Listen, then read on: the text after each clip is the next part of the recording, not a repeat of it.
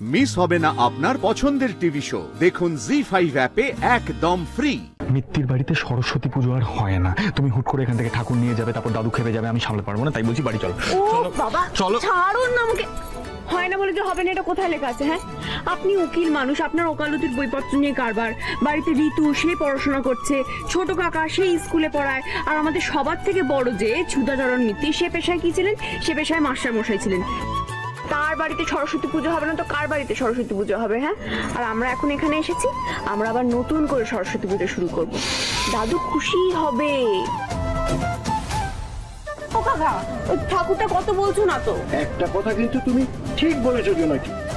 আগে কত বড় করে সরস্বতী পুজো হতো ওই বাড়িতে, জানো?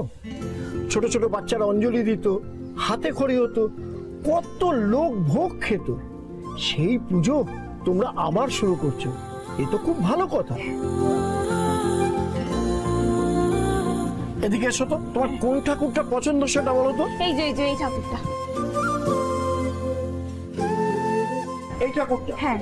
আমি একটা কাজ করি, এই ঠাকুরটা না আমি তোমাদের সাথেই দিয়ে নিচ্ছি। একটা ভ্যান জোগাড় করো দেখি। কিন্তু কত দাম বলছো না তো? আরে সে হবে খন, তুমি যাও ভ্যানটা জোগাড় করে আনো। আচ্ছা ঠিক আছে নাতিবাবু, আপনি বরং দামটা মিটিয়ে দিন, আমি একটা ভ্যান জোগাড় করে আনি। তারপরে সরস্বতী পুজোর জোগাড় যন্ত্র, বাজার হাট, ও বাবা অনেক কাজ, আমি যাই। সোনাকি ভুল কিছু ভাবেনি।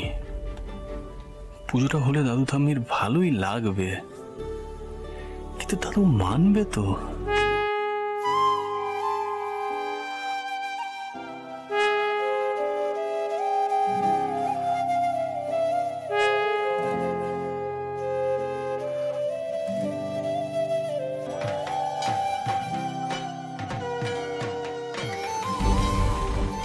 বাড়িতে বাড়িতে সরস্বতী পুজো হচ্ছে।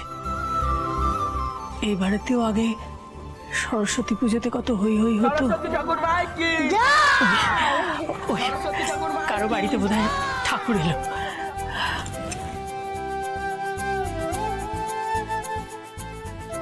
ঠাম্মি, ঠাম্মি, ও ঠাম্মি শোনো না, জোনাকি কি করেছে দেখো। কি করেছে? দাদু তোমরা সবাই কই, তাড়াতাড়ি বাইরে এসো। ঠাম্মি জোনাকি কি করেছে, তাড়াতাড়ি চলো দেখতে যাও। সরস্বতী মাই কি সরস্বতী মাই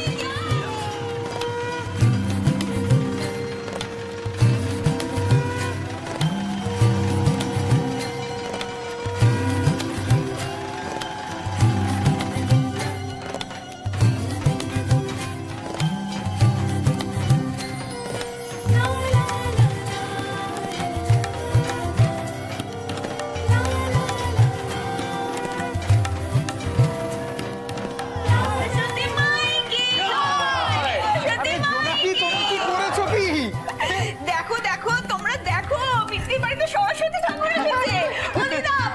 কিসের এত আওয়াজ হচ্ছে শুনি?